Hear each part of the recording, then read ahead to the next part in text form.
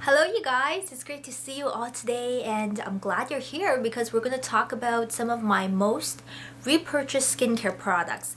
It's an amalgamation of some Asian brands with some Western brands as well, and a couple of, well, maybe two kind of niche type of brands thrown in here as well. Is a mix up with facial care and also body care products as well, just skincare overall.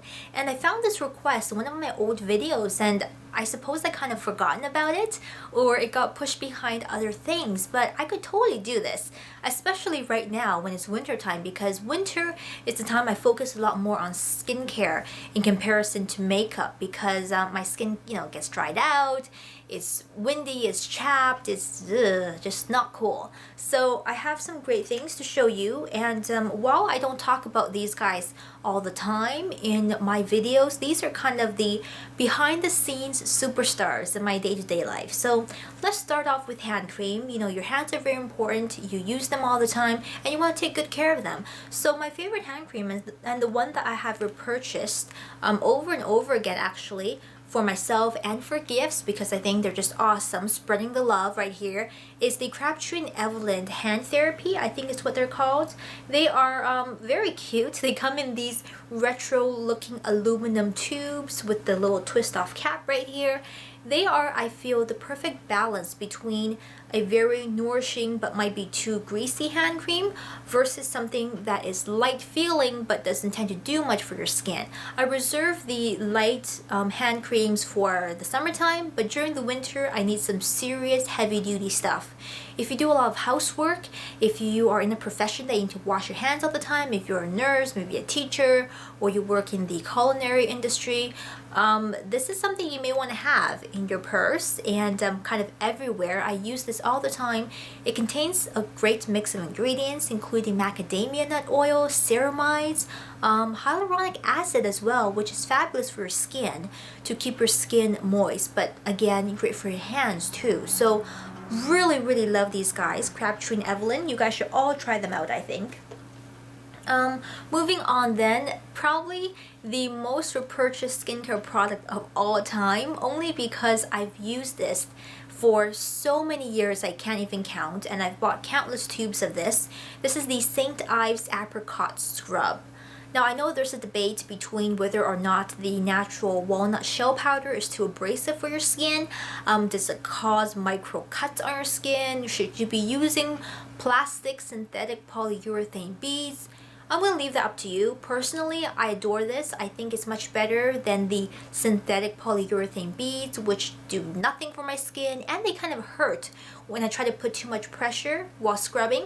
Now, be warned, the green tea version of the St. Ives scrub is not walnut shell powder. They are deceiving and very sneaky, because that version is actually the plastic beads. So I do prefer the regular one. This one is just the good old St. Ives Apricot Scrub. 33% more, bonus size, but great stuff. I've been using it for so many years because it just leaves my skin feeling clean, and it's not too abrasive depending on how much pressure you put on your skin when you're rubbing it, but it does the job and it's inexpensive and just always worked really well for me, both as a facial exfoliant and for my body as well. Now let's keep going then with skincare, face care, I suppose. Two toners I have to recommend. The first one, Clinique. Okay, 3-step system was really rubbish for me. Did nothing but break me out, dry me up, got my surface of my skin greasy but dry underneath. They tell you to use this twice a day every time you do the 3-step system. Didn't work for me so well for that purpose in that way. However, I have found that if I use this in localized areas of my face, especially during the summertime when I'm getting clogged pores more often, or if I'm having some breakouts in a certain area of my face, I use this and it seems to clear up a lot faster. Now, when you look at the ingredients, it's really nothing fancy. In fact, there's a lot of not so good things in here for your skin. I mean, it's basically water, alcohol, witch hazel, glycerin, menthol, totally unnecessary, and sort of baking soda, really. So it's not a very complex or fancy mix of ingredients, but it just seemed to work well for me for that purpose. I wouldn't recommend this all over your face if you have drier skin. I mean, this is the version for dry skin, version 2, and I don't know, like, with dry skin, would you really use this all over your face, wiping alcohol everywhere? Not quite my thing, but it does work to clear up spots and breakout areas a lot faster and unclog my pores. So I do use this periodically, but it's kind of always in my skincare kit.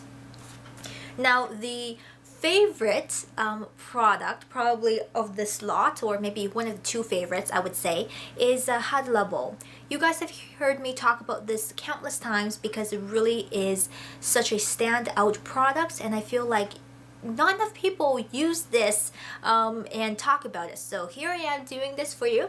Hada Labo, this is their regular moisturizing toner. It's from their Gokujun line. I hope I said that right. You guys can see the little caption on the bottom in case I pronounced it incorrectly. But this is a fabulous, simple but effective moisturizing toner.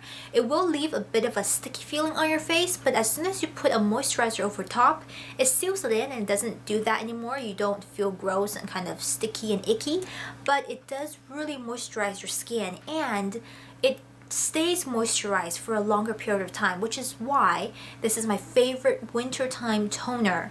Now, toner slash lotion. If you're looking for this in a Japanese store or online, you may see this labeled as a lotion, which I believe is just the translation issue between Japanese and English, but this is the equivalent of a toner, just very moisturizing, and it contains hyaluronic acid, which I talk about all the time because it really binds moisture to your skin, and that way your skin continuously stays moisturized, not just for a few hours or two before it dissipates. It really binds moisture from the air onto your face, and that keeps it there. So I love that.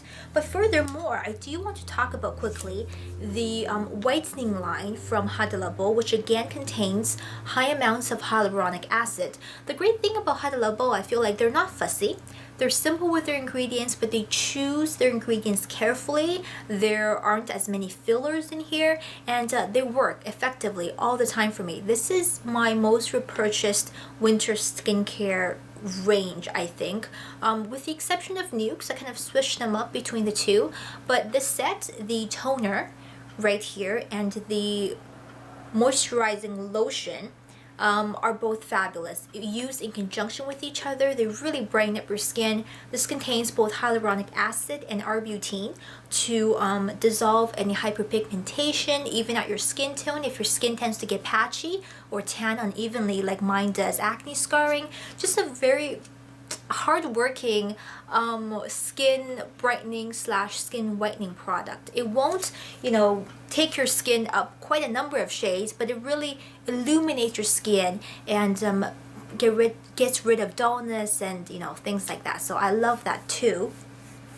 Then two more products, actually three to talk about, is first off this one from Nukes. I can't talk about skincare without mentioning the Nukes Huile Protégé.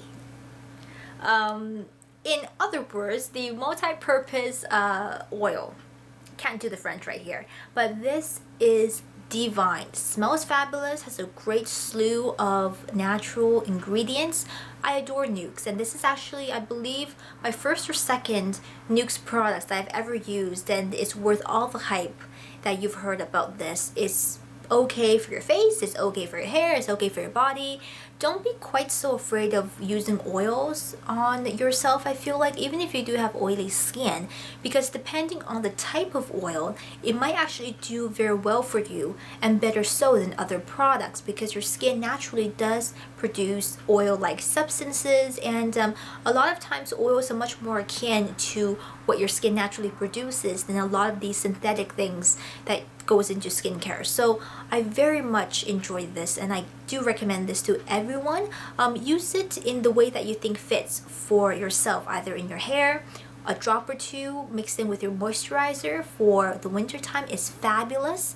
Really helps to heal chapped skin, and just a small little luxury that I splurge on every single winter time for myself. Alright, missed a facial care product, so I'm going to throw this in right now. This is the Shiseido Perfect Cleansing Milk. Now my favorite of all time is actually the Perfect Whipped Cleansing Foam, but I actually don't have it right now because I was trying to get all fancy and branch out, and I tried this one. It's good. It's not as good, I feel like, for my combination skin as the Perfect Whip, which comes in the tube. But just overall, the Shiseido Perfect line in the blue bottles are excellent. They work really nicely, foams up lots of nice sort of rich, dense bubbles, and it cleans your skin very effectively without drying you out too much. The only thing I probably wouldn't recommend from this line is the cleansing oil, only because it does contain mineral oil, and while it removes makeup effectively, it may not be suitable for all skin types. But the cleansing milk, which is this one, or the cleansing foam are both excellent products in my opinion, and one of the most repurchased skincare products for me of all time. Now lastly, talk a little bit about body butters. I do very much love the Body Shop body butters, and it actually took me a long time to try them out, because they were like 20 bucks a pop for the big guys, and I was like, are they really worthwhile? But I was gifted a smaller size of the cocoa butter, and I just fell in love. So I have another one of the cocoa butter. I also have the strawberry, which I don't like as much because it smells like fermented alcohol strawberry. That's just me. Not crazy about strawberry, but papaya is quite nice in the larger size. I have this one, but the cocoa butter is divine, absolutely excellent. A little tub like this will last you quite a long time, more so than you think, and it emulsifies on the skin very nicely. You feel so buttered up and luxurious, and it's really, really lovely and quite moisturizing on your skin, also for elbows and heels and any dry patches you may have. So whew, this rounds up my most repurchased skincare products. I hope it wasn't too long, but even if it was, if you found something new, then it's all worthwhile. If you have questions and comments, drop me something down below in the comments section. A couple of these things I may have reviewed. If I have, I will put a link to it down the info bar. Check that out for all the details, and take care of yourselves. Until next time, see you later. Goodbye.